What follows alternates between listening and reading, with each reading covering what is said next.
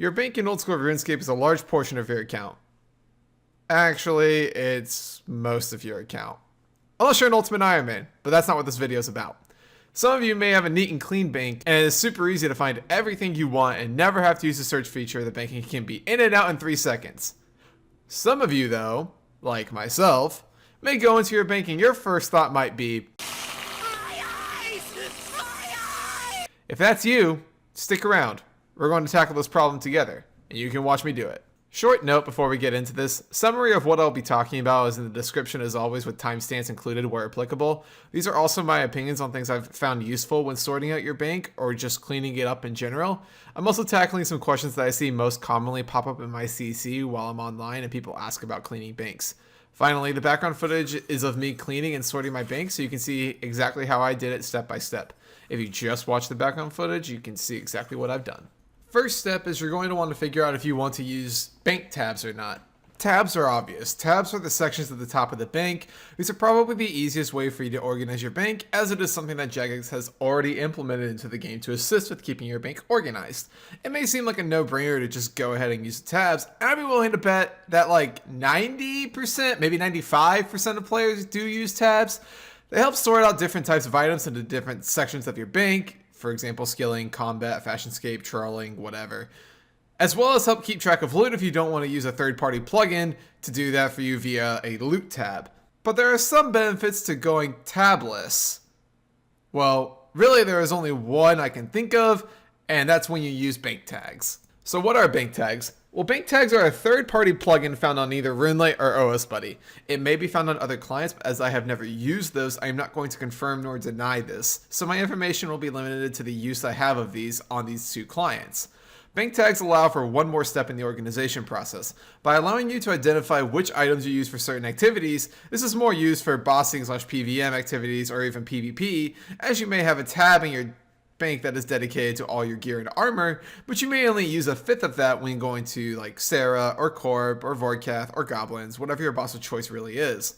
Bank tags allow you to identify which items you will be using for those activities and essentially adds in another tab into your bank for those activities. The reason that these are better with no tabs in the bank is that in the tag interface, the items are separated by the tabs that they are inside your bank. Meaning that if you have items for this tag in tabs 1, 2, and 4, when scrolling through your bank tag, you will see the tab dividers for each tab in your bank. So you will see this divider for tab 1, tab 2, tab 4, and you will also see all the tabs for every other tab in your bank. If you do not use any bank tabs, then this interface will have no tab breaks in it and will instead just be one continuous screen. However, in my opinion, this one benefit of going tabless does not outweigh all the other benefits that come from having tabs in your bank, but that will be up for you to decide.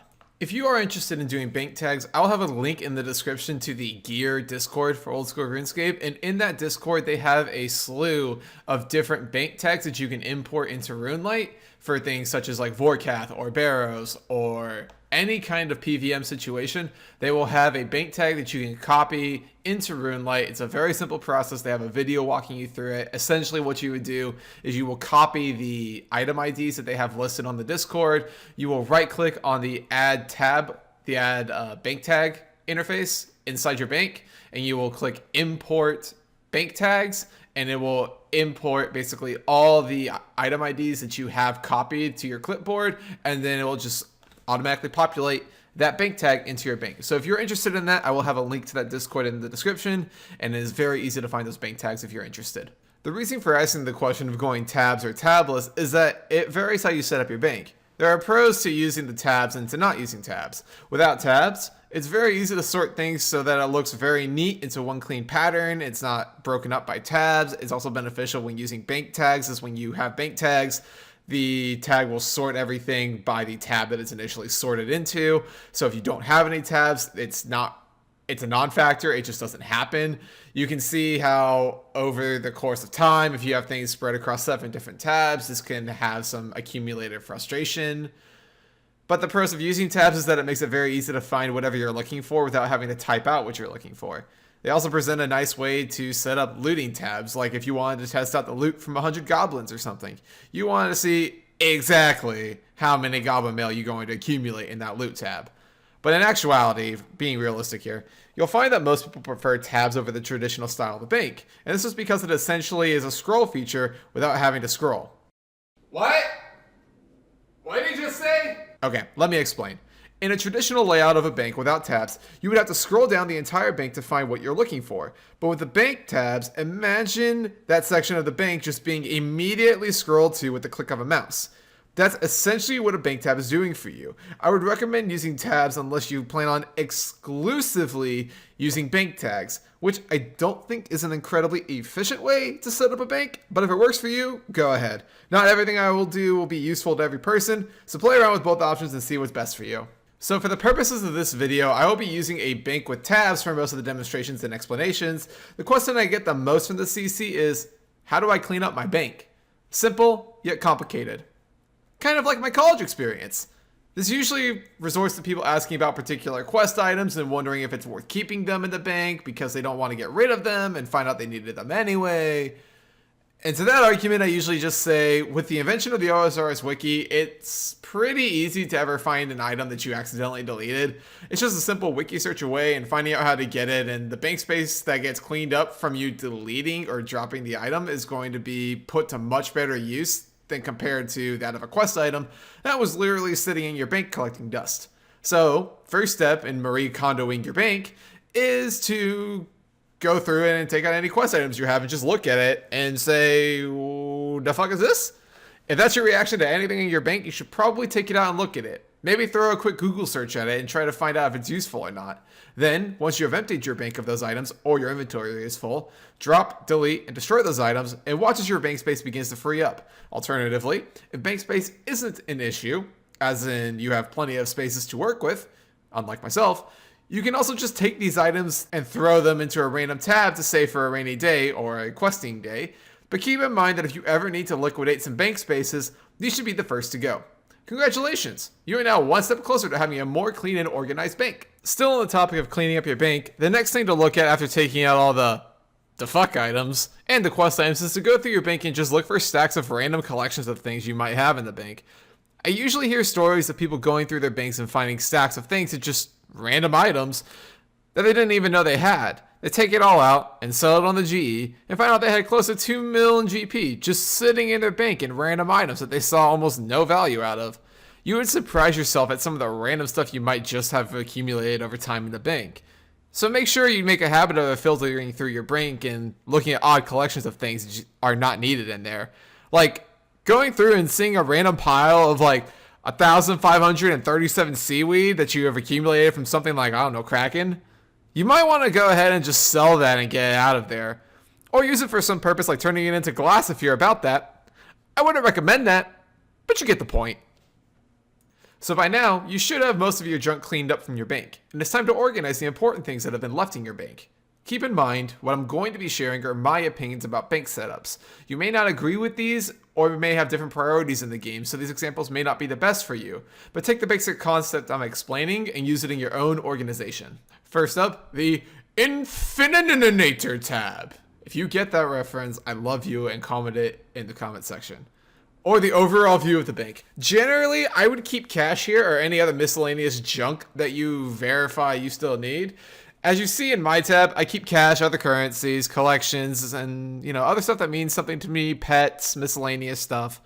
I've justified to keep all of this. There's some arguments to keep like the teleports in this tab as well, especially if you're using bank tags. And the reason for that is that you use bank tabs or you use teleports in like every single bank tag usually. So just having it in the initial first tab or just it being there when you first open up your bank is super nice to have, and it's super convenient.